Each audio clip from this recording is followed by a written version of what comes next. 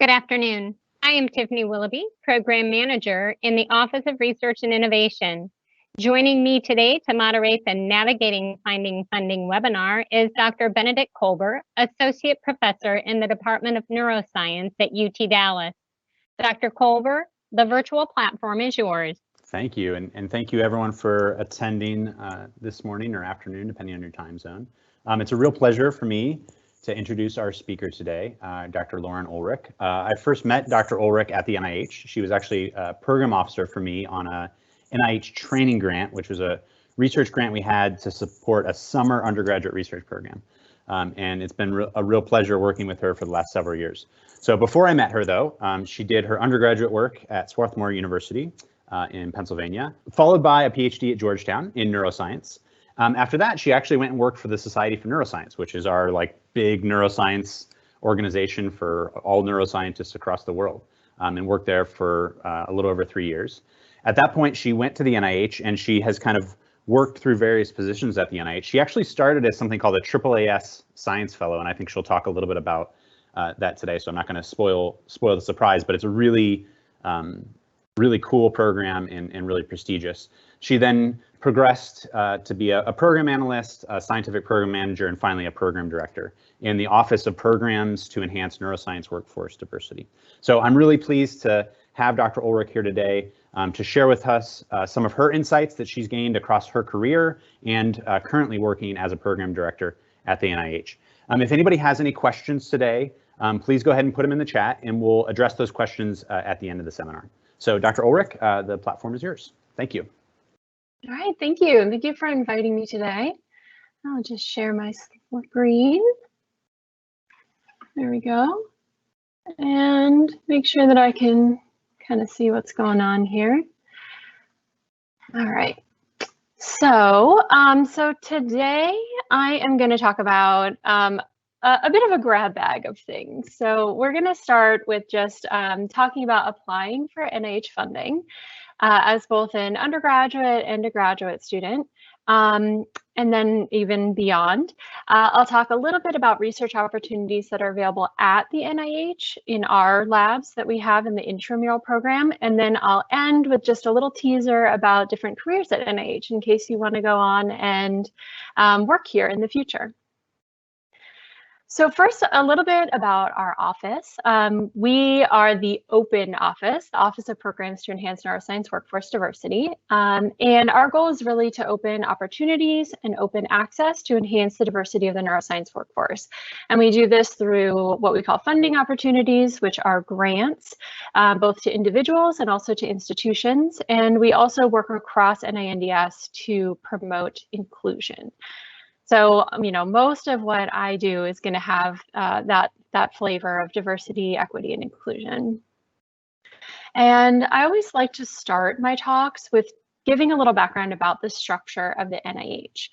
So the reason I do this is because I think it's just a common misunderstanding of the way that NIH works, and something that I didn't understand when I was applying for NIH funding is that there isn't really a thing as NIH as a whole. It really is a federated model. So similar to the way the US federal government has certain laws and policies that they set that all states have to follow, but then there's also individual state governments that set their own policies and laws and procedures. And so similarly, we have the NIH Office of the Director that sets policy that everyone has to follow, interprets our regulations and authorizing language. But then every single one of the 27 different institutes and centers, or we call them ICs, has its own personality, its own priorities, its own structure, its own budget. And you can see on my pie graph over here that the institutes also vary wildly in size. So the National Cancer Institute is the biggest slice of the pie in blue at the top, and then NINDS is over there in the middle in the bright red. So we're like, I don't know, 6th or 7th largest, but we still pale in comparison to the size of NCI. So you can imagine that this also will have a big influence on the way that the ICs set their priorities and do their funding. And there's also initiatives that go across all of NIH. So you might have heard of the BRAIN Initiative or the NIH Blueprint or the HEAL Initiative, which is about addiction and alternative painkillers, and also the Alzheimer's disease and Alzheimer's disease related dementias. And NINDS participates in all of these, but they also have their own priorities and their own funding opportunities. So when you're looking for funding for yourself or trying to figure out where you fit, it can be difficult and it can be complicated. So hopefully this talk will give you a little bit of an on-ramp to that, but also just reach out to the program directors.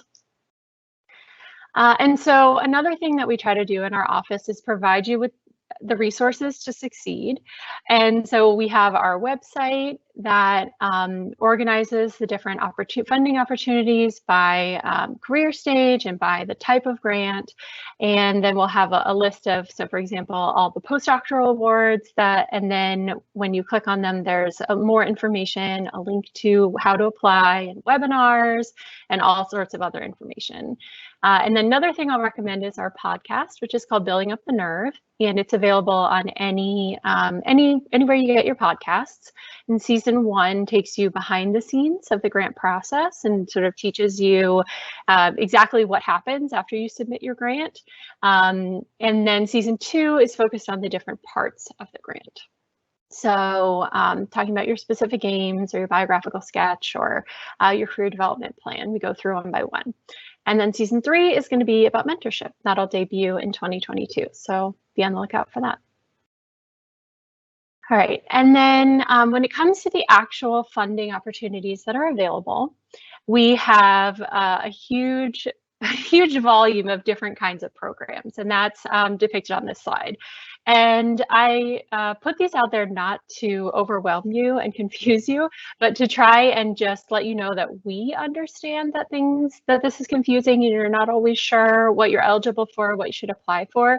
So if you get nothing else out of this talk, just remember that you should always contact a program officer or program director, so someone like me. You can even contact me directly. I'm happy to help you figure out what you should be applying for and if there's anything that you missed or things that you should know about. But I will just say that there's a couple of different ways in which we think about these different funding opportunities, and that might help you sort of narrow down where you could look. So we have by career stage, so we fund everyone through high school students, through junior faculty when we're talking about the training and career development space. And we also have both individual awards, that's up on the top, that go directly to graduate students or postdocs. And then we have institutional awards that fund programs. So like Dr. Kolber had the summer undergraduate summer R25 program from us. So he ran that, administered it. You would apply directly to that program. And we give the money and then we're sort of hands off, as opposed to with the fellowships and the career development awards where you're actually applying to NIH and we review it and then we administer the funding. So when we're talking about those individual awards, some to pay attention to are the diversity supplements. So this is money that is added to an existing NIH award. So if you have a PI that has an R01, for example, if you're from an underrepresented background, you can apply to get additional funding to work in the lab. And so if you're a high school or an undergraduate student, this could be working in the lab for a summer or even throughout the school year part-time. And there's the general diversity supplement, but there's also specific ones if you're doing research on Alzheimer's, or even if you wanted to get experience in a small business or tech transfer, there's a specific diversity supplement around that. And then, of course, we have the F30 and the F31, which are standard graduate school fellowships. But we also have this D-SPAN F99K00 that funds the last couple of years of graduate school and 4 years of postdoc. So it's a transition award, we call it. And then the last two things that I'll point out is that NIH also has the loan repayment program. And so once you get your PhD, then you're eligible to have all of your student loans paid back as long as you meet the eligibility criteria. So that's a a program that I think is not known about as much as it should be, but it's a great program and very, very helpful for people who want to stay in science but have a big loan burden. And then the last thing I'll point out is that our postdoctoral fellowships, which are the F32s, you're actually eligible only during your first year in a postdoctoral lab. So you have to apply very early, and then you don't need preliminary data, but we don't want people to get to the postdoc and wait and then realize that they're no longer eligible because they've been there too long. So that's another thing that we're trying to get the word out about. So then I wanted just to switch a little bit and talk more generally about tips for applying for fellowships. And I think that these apply no matter what career stage you are or no matter what kind of grant you're applying for, that you can use the same process to sort of frame your application and frame your thinking and planning for the application. And really, what these applications are is a way for you to make that plan and organize the vision and work with your mentor to set you up for success. So first, I always say to start at the end. You want to really think about at the end of whatever fellowship you're applying for, there's going to be a transition period. So if it's a graduate school fellowship, you're going to be moving on to postdoc. If it's a K99R00, so it goes from postdoc to faculty, then you're going to be applying for the R01 next, right? So whatever the next step is, you want to make sure that you, at the end of the award, at the end of the funding period, you will be ready to do that next step and you will take that next step. So thinking about what that's going to look like and what's your job talk going to be, or what's your R01 going to look like, what's that next grant going to be, what kind of postdoc are you looking for, and be very, very clear about those career goals. And so thinking about what kind of institution you want to be at, thinking about the research question that you're interested in. And I have two examples of, you want your research question to be relatively broad, but also specific enough that people can sort of envision what your niche will be as a scientist. And then next, you want to sort of work backwards, right? So between where you want to be and where you are now, you have what we call a gap. And you're going to say, in this, how am I going to fill these different gaps? There's going to be discipline-specific knowledge. You're going to have maybe research skills or technical skills, communication skills, leadership or management skills, all of these things that you're going to need, which is the reason why you're in graduate school or in your postdoc in the first place, is to learn these things. So very clearly outlining them, but also connecting them back to your end goal. So for example, if you're going to a journal club, you're not just going to any old journal club, you're going to a specific one for a specific reason, and making sure that that comes through and is clear in your application. And then you also want to figure out what kind of guidance and mentorship you need. So you'll have your main PI or your advisor that you're working for, but there's many other mentors and advisors that are going to be of help to you, either teaching you a scientific technique or helping you with your career development, and really identifying who these people are, what you're going to learn from each one of them, and just make sure that everything that you've said you want to learn, you have a mentor to help you with that aspect. Because no mentor can be everything for anyone. And then lastly, I would say you really want to make sure that the whole grant tells a consistent story, that everything is sort of tied back to that end goal and connects back, and really holding the reviewer's hand to tell this story. And how do you know whether you have done that? You need outside feedback. I would say this is the #1 most important thing when putting together any kind of application that's going to be reviewed by other people, because you just never know whether you've effectively communicated what you want to communicate until you get that outside feedback and those eyes on it. So I know that that's really difficult. I remember being the graduate student the day before the deadline, like finishing things and trying to send it to the mentor and coordinate with the co-mentor. And it's a lot, but it really helps you with your chance of success to get perspective, especially from outside of your lab or people who are not intimately familiar with your research. And then lastly, this is probably a little more specific to the NIH applications, but I hear all the time that it feels duplicative. You feel like you're putting the same information in multiple different places. And I think that that is true, but you can use this intentionally to really say, like, here are the most important things I want a reviewer to take away from my application. And I'm going to say them, you know, here and here and here, and then in the different places you can sort of expand on different aspects of those key themes, because reviewers are people. The applications are, you know, an NIH F31 can be 100 pages, and that's a lot when you're reviewing 10 or 20 of them for a study section. So just making sure that the things you want the reviewers to remember are really up there front and center, and they don't have to dig for them.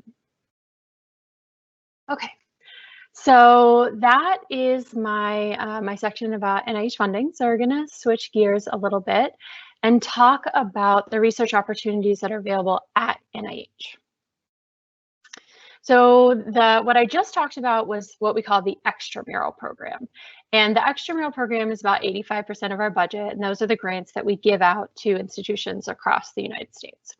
But about 10 to 15% of our budget goes to the Intramural Program. And 24 of the 27 different institutes and centers have a research program that they, you know, it's very similar to a university that has research labs. The main difference is that they don't have to apply for external grants. They have a scientific review board that reviews their progress every couple of years and sets their budget, and then they get to continue on. And everything from really basic science to clinical research is done in the Intramural Program. We have a working hospital on campus that does clinical trials and other kinds of research. And there's 1,200 principal investigators in the Intramural Program. So that's actually the largest biomedical research facility in the world. And the main campus is located in Bethesda, Maryland, but there are some smaller campuses located around the rest of the United States. And here's a similar graph for the kinds of opportunities that are available from the Intramural Program. So everyone from age 17 onward are eligible to work in Intramural.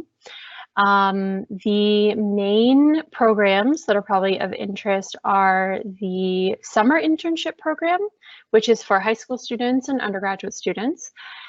This program is managed centrally by the Office of Intramural Training and Education. So all the applications go to them, but then the different institutes and centers are the ones that choose the interns. And they do this in partnership with the actual PI that would host you in their lab. And so our manager for all of these programs is Angel de la Cruz. So his photo is there and his email is at the bottom of the slide. And he's amazing. He will work with you to help you figure out which PIs you want to work with. He is even available to read your personal statements and give you feedback on that. He's just a dream and very invested in the success of our students that we host at NINDS. So in addition to the main summer internship program that we participate in, we also have a Health Disparities in Tribal Communities summer internship program that's specifically focused on Native American, Indigenous populations. So if you have questions about that, definitely reach out to Angel. The other big bucket of opportunities is the IRTA program, which stands for Intramural Research Training Award. And you can get these at various different levels.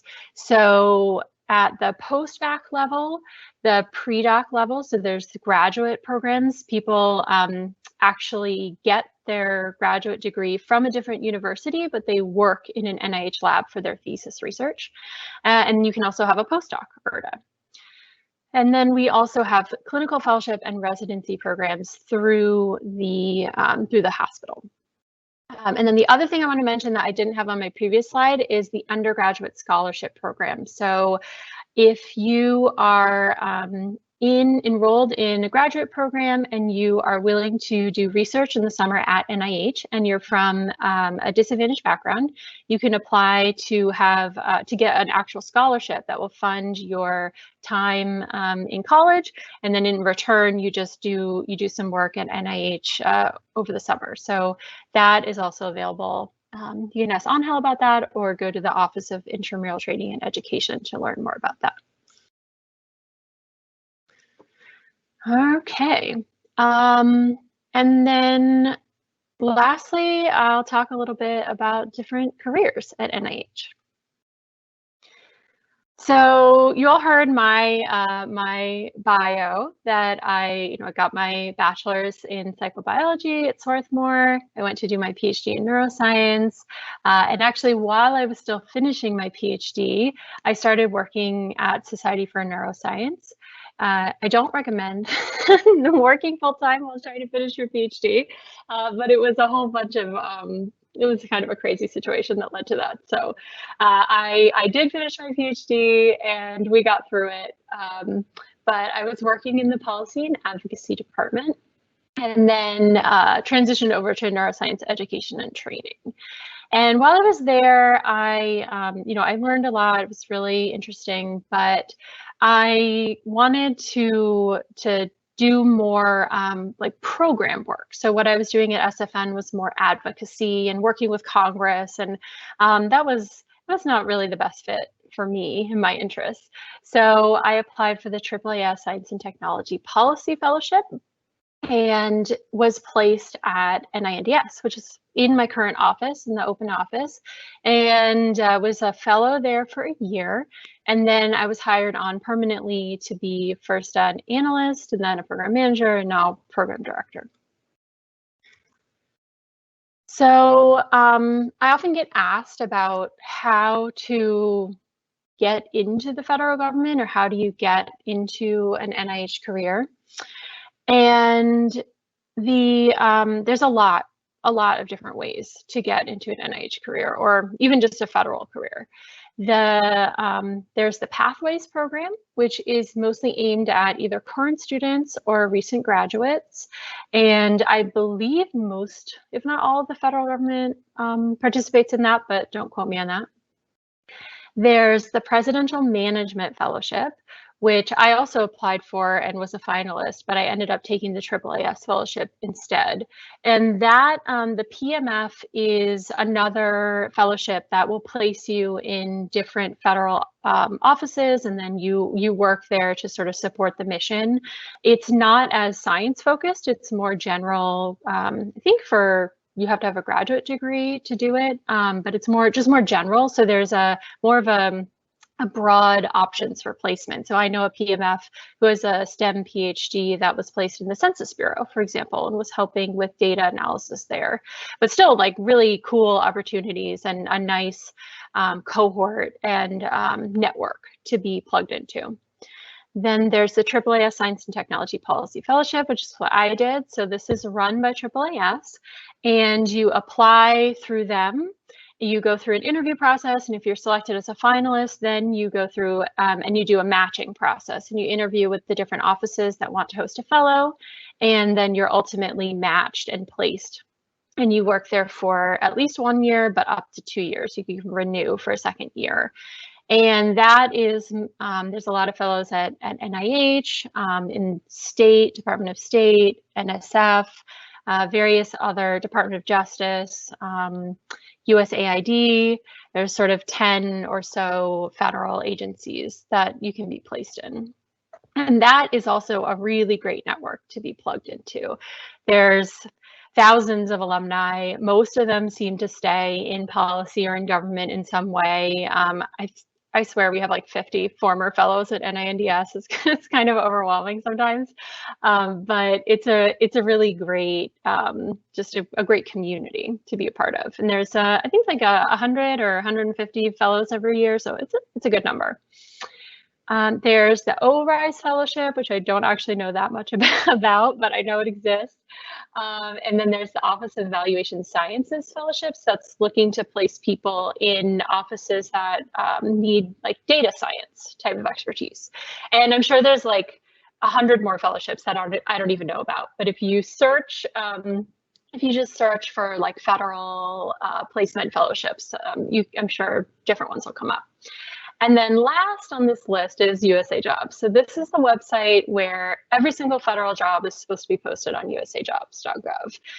It has a very confusing way of listing the jobs, of even trying to figure out like how to apply, like what information is needed can be it can be very opaque.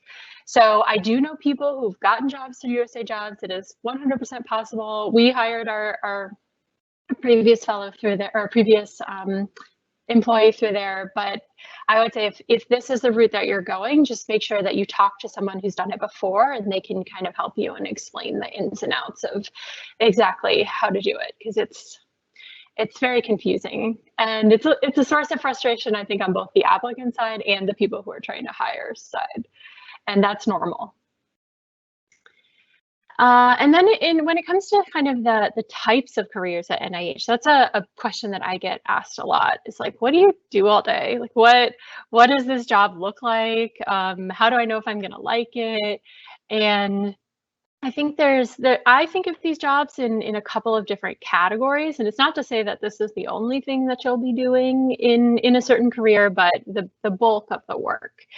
So the first is more of a policy position. So in this position, you might either be in the office of the director, or you might be in an NIH institute, and you're really looking and deciding like how policy is going to be either implemented or interpreted. So sometimes we get new laws or new regulations that come from Congress, or even an executive order that comes from the White House, and it says like, you must do X. But how we do X, or exactly what X means, is not always strictly defined. So somebody has to go through and say like, okay, you know, in order to achieve X, we're going to implement this program. We're going to say these people are eligible. We're going to, like, there's a whole list of decisions that have to be made in order to actually implement that policy. And so that's one type of job. And that can be either very congressionally focused, or it can be more internally focused of sort of internal NIH policy. The next kind of job is program management. That's really what I do. I do a little bit of policy, and a little bit of communications, but mostly managing programs. So for us, this means something like we're trying to enhance the diversity of the neuroscience workforce, and we saw that there was at every sort of stage of the career, there's a decision to be made, right? Like when you graduate grad school, should I go and do the postdoc, or should I go and do something else?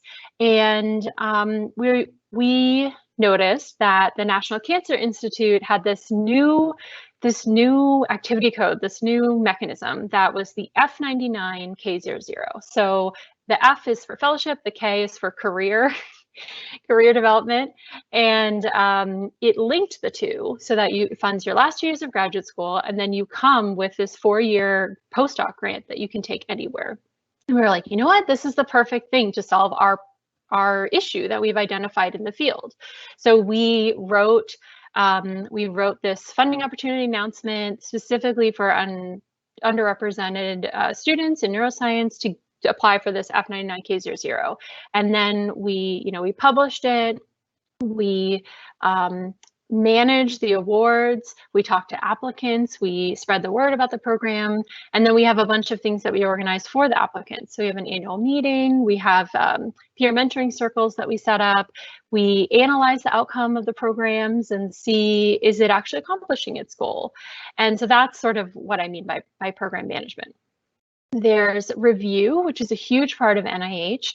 So all the applications that come in, they need to be reviewed by the by the study section, we call it.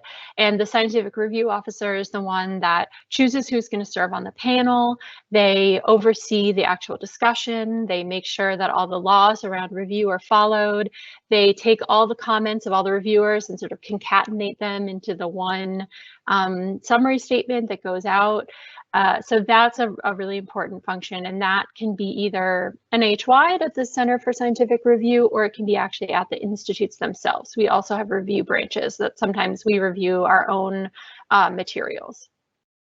Another type of job is communications. So you might be writing press releases, you might be running social media accounts, creating graphics.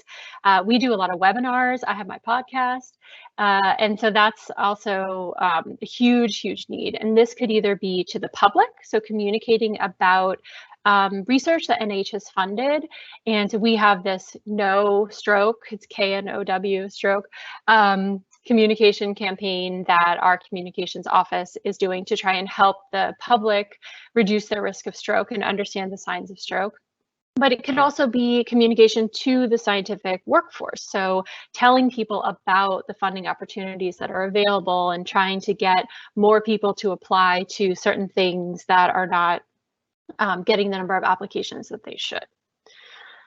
There's data analysis and evaluations. I alluded to this earlier, but how do we know our programs are working? How do we know what effect our policies are having?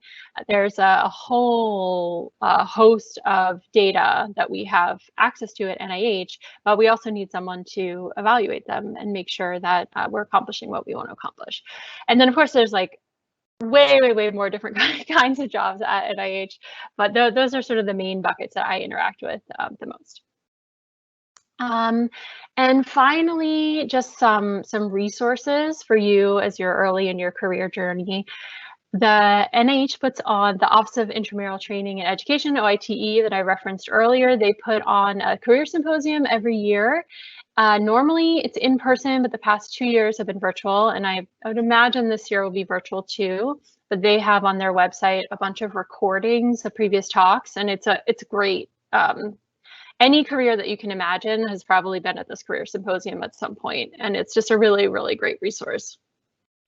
The Office of Human Resources has a list of all the open jobs at NIH. So if USA Jobs is too difficult to navigate, you can check there first.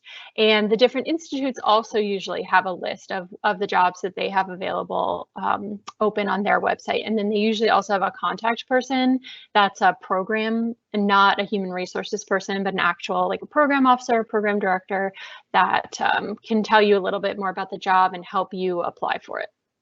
And then I also found this report from the Congressional Research Service that listed all these different internships and fellowships and kind of experiences in the federal government. So that is another resource for you to see if there's other on-ramps or other ways of getting that experience.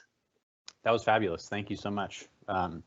I even learned something. So we've had a couple questions come in. One was a question that was a little bit earlier, and I'm not 100% which program it was in regards to, but I think you'll probably figure it out. It was do all mentors have to be from the same university? It was at about 12:15, so it was like halfway through. Yeah, I mean, I'm sure this was like when I was talking about how to put together your application and telling you to find mentors. Right. And so I'll say definitely not. They do not have to be all at the same university. Your primary mentor, maybe your co-mentor, those are great if they're at your university, but other collaborators, consultants, other people definitely don't need to be in the same space as you. I think in the past, reviewers were always just a little more skeptical that, okay, you're not in physical proximity. How often are you actually going to meet? Is this a real relationship? But now that Zoom has sort of taken over the world, I see less of that, but you still do need to prove for any relationship, even if they're like in the office next door to you. I think you really need to show in the application exactly what you're doing together, like what kind of expertise are they bringing, and there should be an explicit commitment. Like, I will meet with so-and-so 1 hour a week. For the next 6 months, I will teach them like this thing. They have access to these reagents or this animal model, and my postdoc is gonna work one-on-one with them to teach them whatever. Like, and then just make sure that it's specific and that it's real. And that's what I think the reviewers are looking for, not so much close proximity. Yeah, that makes a lot of sense. I mean, I know even myself reviewing grants in the past pre-pandemic, I would be like, oh, you're going to do it. You're going to do a Skype. No, you're not going to do it. But now it's like, oh yeah, sure you will. You do it every day, like. Yeah, we have to. we've now all been desensitized to it, and it's like, all right, the barrier to entry is, pretty low. We all have all the programs. Yeah, that's good. Thanks. So this is kind of a little bit of a follow-up there, but you've mentioned that feedback from outside is important, especially with regards to F31. This individual asked if there's a program officer for F31s at NINDS. And is that someone you can reach out to? Can you send in their aims? Like, what do you think? What's the best, like, if I'm, a pre-doc student and I've never talked to the NIH before, like, how do I do that? How do I make that introduction? Like, what do I do? Yes. And I know it's really intimidating and you're like, I don't even know what to ask them. And they're like these weird people out there and they're going to judge me. And trust me, I have seen it all. I'm not going to judge you, but we do have an episode about this on our podcast. So if my answer isn't as detailed as you need, like, please listen to season 1. I think it's episode like 2 or 3, somewhere around there. So the program officer is really there to help guide you to how, like, which mechanism you should be applying for. And then, is your research a fit for our mission? So a lot of times, we do neuroscience, but 14 other institutes also do neuroscience. So a lot of times we'll get an application, let's say it's on autism. We have certain kinds of autism, like Fragile X syndrome, various things, but like the Child Health Agency also has autism. So should it come to us or should it go to them? And that's a decision that we can help. Then when it comes to like more specific kinds of help, it really depends on the program officer and sort of how they interpret the regulations. But we can't help you write your grant because we're going to be the ones deciding if it should be funded or not. So we can't actually help you write your grant. But we can give you feedback on these are the kinds of things that succeed in review. Make sure you don't, like, these aims look like they're dependent on one another. That is usually not successful. Reviewers don't like that. So we're not telling you what to do necessarily, but we're telling you what some red flags might be. And it's really mostly the specific aims that we can give you feedback on. We can't really like look at and give feedback on the other aspects. And then when it comes to who to contact, yes, there is a contact person for NINDS for both the diversity F31 and the general F31. They should be listed on, there's in the actual F31 announcement, there's a table of IC contacts, IC specific contacts. And so you can go there or you can go on our website, but you can also just look and you can email me, you can email the director of the training office. Sometimes there's like a generic training email, but we'll find you. And the way that it works at NINDS is a little different than the other institutes. So at NINDS, the actual fellowship applications live with the program director that has the scientific portfolio. So, but we manage. So we're your like first contact. We can talk to you about the career development resources, about which thing to apply to, but then we'll connect you with the scientific person. So if it's autism, for example, I'll say, hey, you should meet our autism program officer, and she'll be able to give you feedback on the science. So you can also reach out to her directly if you find her or know her, but we're completely used to fielding those kinds of inquiries, and we can be the point person for you. Great, thank you. Do you know of any NIH specific, or maybe you know about non-NIH specific PhD/postdoc opportunities that are like half teaching, half research? Like I think NSF has one. Do you know, does the NIH have one? Yes, yeah. NIGMS has one, and it's called IRACTA. IRACTA. IRT. I don't know. Yeah, I'll Google it right now. Yeah. IRACTA, something like that. But the way that works is it is like 3 years, 75% research, 25% teaching, but it's the first year, and then 50-50, and then 25-75. So that's probably what you're thinking of. Yeah, it's IRACDA, IRACDA. DA, there you go. Yeah. Too many acronyms. You should be an expert though as a government employee. So. Well, I can say them, but that doesn't mean I can spell them. That's right. Okay, here's the next question. This is kind of more about faculty, so I'm gonna actually hold off until the end just to make sure we get to the trainees first, and then we can talk about faculty. This was a question about, like, do you have any suggestions on other resources for actually putting together the application and proposal, since you can't actually, like, help write it? Do you guys have any Are there any resources out there that are available for people, like maybe if English isn't your first language, like those sort of things that can help with writing? Any suggestions? Yeah, I mean, so we have our podcast. We have we have a webinar, at least one or two webinars for pretty much each of our grant programs. So usually we have two different flavors. One is like very like, here's the what is written in the FOA, and here's exactly what it means, and here are the different pieces. But the other kind of webinar is we'll invite applicants or awardees on to sort of talk more generally about, here's how I put it together, here's how I thought about the application, here's the kinds of things I included in my application. So we have both of those. And then when it comes to actually like writing, we usually will refer you to, like, sometimes your institution will have like the K writing workshop. But if that's not available, there's also the NRMN, the National Research Mentoring Network, that is run by an NIH grant, but it's managed by, you know, a grantee. And they have a couple different flavors. There's a network just to connect you with mentors, but there's also like proposal writing courses that you can apply for.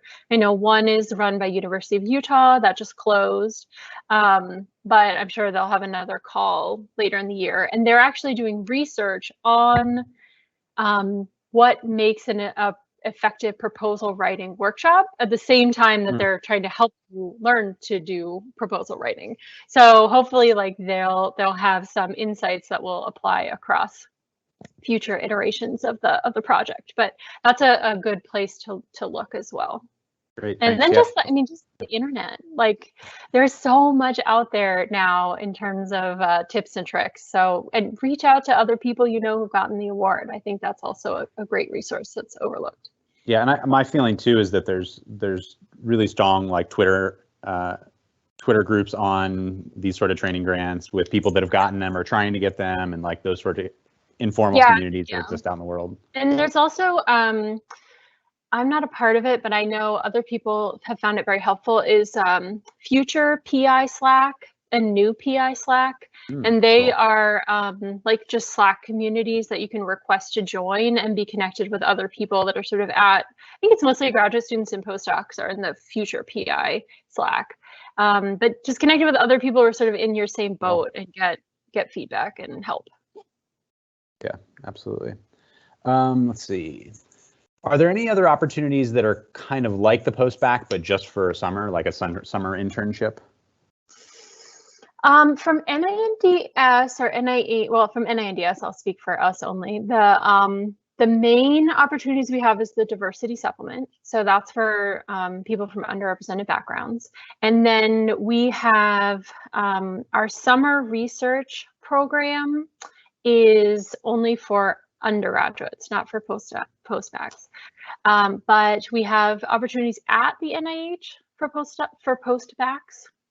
And then we have gotten concept clearance from council to possibly run or provide grants for postbac programs, but I cannot say anything more than literally what I just said, that there's concept clearance from September Council. So there may be more opportunities in the future, but I know there are a lot of postbacs out there. NSF funds some, and I know just universities in general tend to have them, but that's we identified that as a gap in our training portfolio, so that is why we have gone to council to try to plug that gap. Yeah, absolutely. Let's see, up next. Oh yeah, this is a good one. So typically for F31, F32, K99, R00s, does the primary mentor either currently hold or have a history of receiving R01s? And then kind of like related follow-up, but you know, if you have, let's say somebody has a mentor who's a junior faculty without an R01 yet, you know, should postdocs, PhD students still apply? Any strategies for how to kind of mitigate that potential deficit? Yes.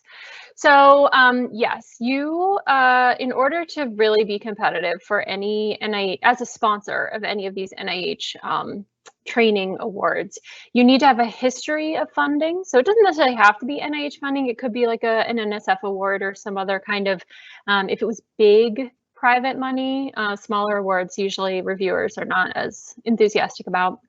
You have to have a history of receiving that funding, but you also need to have some funding because the fellowship only pays for the stipend. It doesn't actually pay for the research costs. So you need to be able to show that you can do that. And sometimes you can say, oh, I'm going to fund it through my institutional funds, and you have a letter of commitment and you can kind of skate by. But in general, what we recommend in that case is to just add a co-mentor.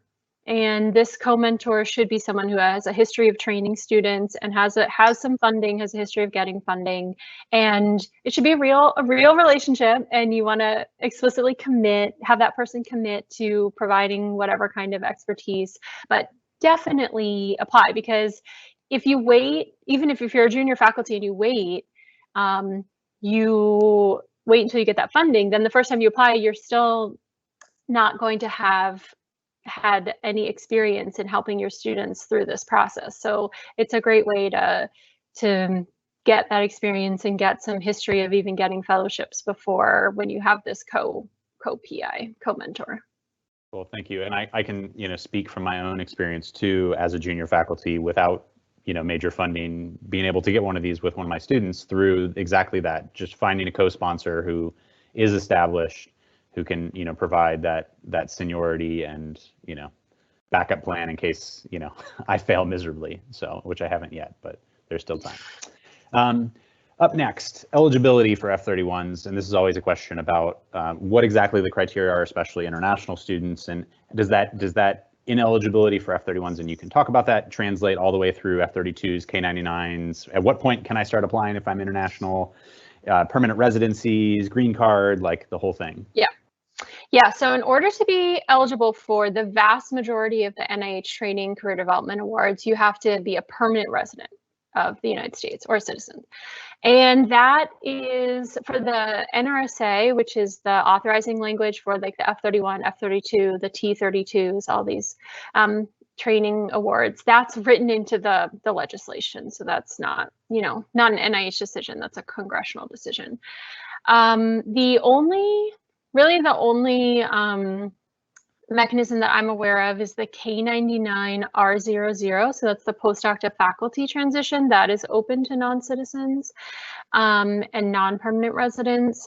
And there might be a couple other new ones that are kind of sprinkled around that don't have that citizenship eligibility, but you definitely want to go and double check. So but you can apply before you have permanent residency, as long as you have it by time of award. That's the key, it's by time of award. So if you think it's coming in the next couple of months, you can apply and then get it later. So what I usually recommend is that students investigate private sources of funding, which sometimes allow for non-citizens. Look at opportunities from your home country. So sometimes, like for example, I had a friend in graduate school that got a graduate fellowship from Canada to do his work in the United States, but it was the Canadian government that funded his fellowship. So sometimes there are opportunities like that. And then see if your university can offer any kind of resources. But it's a question that we get a lot, but it's on our side, our hands are kind of tied. Yeah, basically talk to your congressperson. Well, I can't say that, but you. No, not you. I'm talking to the audience. I'm talking to the audience. Yeah. I can say that. Yeah. If you want the law changed, talk to your congressperson. Yeah. Lauren is not saying that. Okay. I am not saying that. Yeah, cool. Thank you. I appreciate that. Yeah, I always feel bad, but it's like, yep, that is what it is. And I mean, mentioned, but there are private foundations that, fund foreign students. So this is always a good and hard question, but how much preliminary data should you have, especially in a training grant? Like what's actually needed? I know the F-32 NINDS is kind of explicitly like no data allowed really, but what about like an F-31 or an F-30, like some of the other ones? How much? It's the Goldilocks. You need just enough. I mean, I also get this question a lot with like, how many papers do I need in order to be competitive? And I think for the training awards, it's less likely that you're going to have too much preliminary data. Like as long as you have time left in your graduate work or you have time left in your postdoc, like I think you're going to be able to make the case that there's more that you need to do, and that you like the experiments that you've proposed you have not done yet, and you need the funding to do it. So it's usually not too much. When it comes to too little, that I would say, you know, you need to really figure out how you're going to make the case that these experiments are feasible, and they're going to give you useful data, whether or not they pan out. And sometimes it doesn't even have to be preliminary data that you physically have, but you know, there's something in the literature that shows that these are where you want to go. Usually you want to show that like the technique will actually work in your lab, in your hands, and that you're going to be able to pull it off. But I think the best person to tell you if you need more preliminary data in a certain area is somebody who's reviewed these fellowships before, because they can actually look at it and they can say like, oh, I don't know, you haven't really convinced me here, or this is the kind of thing that I hear a lot in review panels, and maybe you need to gather a little more data in this area or that area, but don't wait too long. Like, it's always better to submit the grant earlier, and then you have time to get feedback. The reviewers will tell you what preliminary data they want, and then you can resubmit, and you have your whole like laundry list of things you need to do, and you resubmit, and then you're in a much better position. Yeah, thanks. That's really good advice. And let me just mention to all the UTD folks, I mean, there's a number of faculty members here who have reviewed these. So, I mean, we have good resources on hand of people that have sat around tables and argued about this exact issue and judged people on how much preliminary data they have. So, you know, feel free to reach out to me. I'm happy to share with you people I know who have reviewed them. I've reviewed them myself, and we can help guide you. But it's an impossible kind of question. But I like the description of it as a Goldilocks scenario. Absolutely. Okay, the next one, we're kind of progressing in our grants here to the K99R00 level. So since they're so difficult to get, do you have any resources, tips for successful K99R00s? Do you have a sense for like when people get them funded? Like, what's special about that person? Do they have 5 science papers or a compelling story, or like what are the factors that do you see kind of translate into funding? Yeah, so I haven't sat in on the K99 reviews yet. So that's run by Steve Korn in the Office of Training, but I have sat in, we had the K22, which is a very similar transition award. And then we just signed on to the Mosaic program, which is a diversity targeted K99 that comes with like a linked professional development cohort building opportunity. So that's a great program. Definitely apply for that.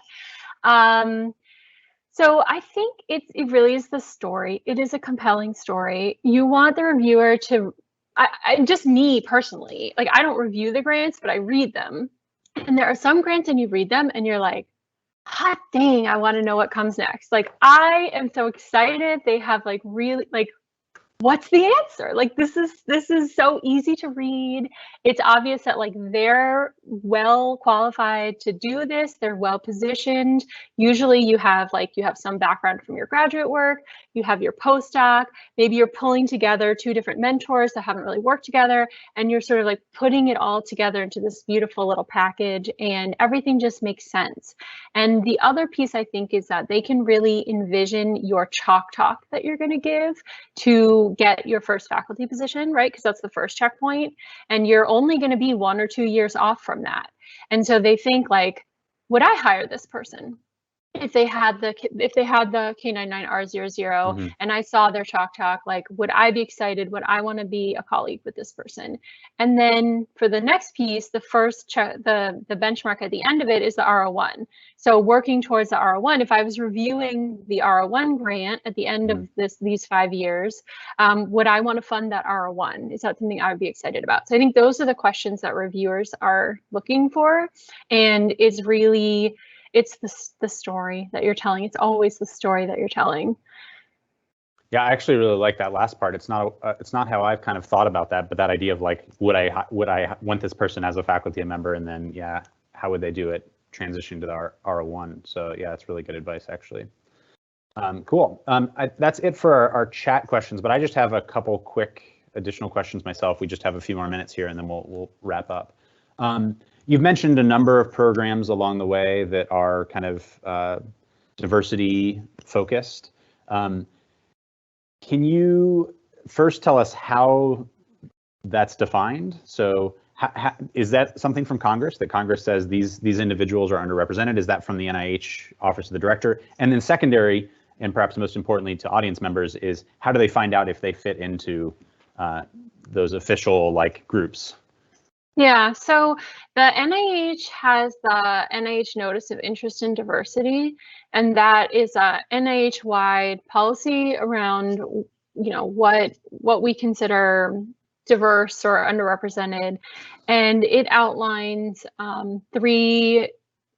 Honestly, they're example categories. So one is race, ethnicity, one is persons with disability, one is disadvantaged background. It's very specific, 7 different things. You have to have 2 of these 7 different things. It's like having been on a Pell Grant or WIC or other various things. Parents didn't graduate from college, etc. And then it also mentions that women are underrepresented in biomedicine at the higher level, so more faculty position.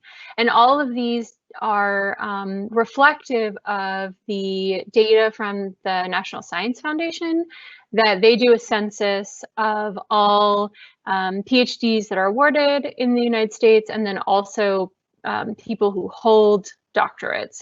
They do every 7 years sort of census of people. And so they collect the demographic data related to these categories, and they show that they're underrepresented compared to the US population. So pretty much every single diversity program at NIH uses those, that notice of interest in diversity. But we aren't the ones that actually can tell you if you're eligible or not. So whenever somebody asks me, I always say, here's the notice, here's what it says. You should work with your institution and see if they agree that you would advance the goals of the program, which is to enhance diversity as defined in this notice. So the NIH grants don't actually go to individual people. They are technically and legally awarded to an institution. So it's the institution that is the one that's saying, yes, your participation would enhance diversity. So that's a very long-winded answer, but it's all in the notice of interest in diversity. Yeah, I've had a lot of students across the years ask about this and say, am I a minority? Well, it depends on which data you look at. Yes. So, and which part of your life you're talking about. So thank you for that clarification. Okay, so we're pretty much out of time here. It's been a really wonderful discussion. We very much appreciate your time, obviously, and the information you gave and responses to questions. Before I finally wrap up and say a final thank you, I do want to actually put out a plug for a new undergraduate research program that we have that we're launching here at UTD. It's called the Ensure program, ENSURE. And this is a 2-year-long program with stipend, tuition, housing for individuals involved or interested in neuroscience. So you have to be going to be a rising sophomore into next fall or a rising junior. Both of those sets of individuals will be eligible. So feel free to check out our website, ensure.utdallas.edu. We really thank you for your time. And again, Dr. Ullrich, thank you so much for your time and your candor. So. Of course, thank you for having me. Dr. Ullrich and Dr. Colbert, thank you for joining us today and sharing valuable information with the attendees. Audience members interested in additional Office of Research and Innovation programming, visit research.utdallas.edu. Thank you and have a nice afternoon.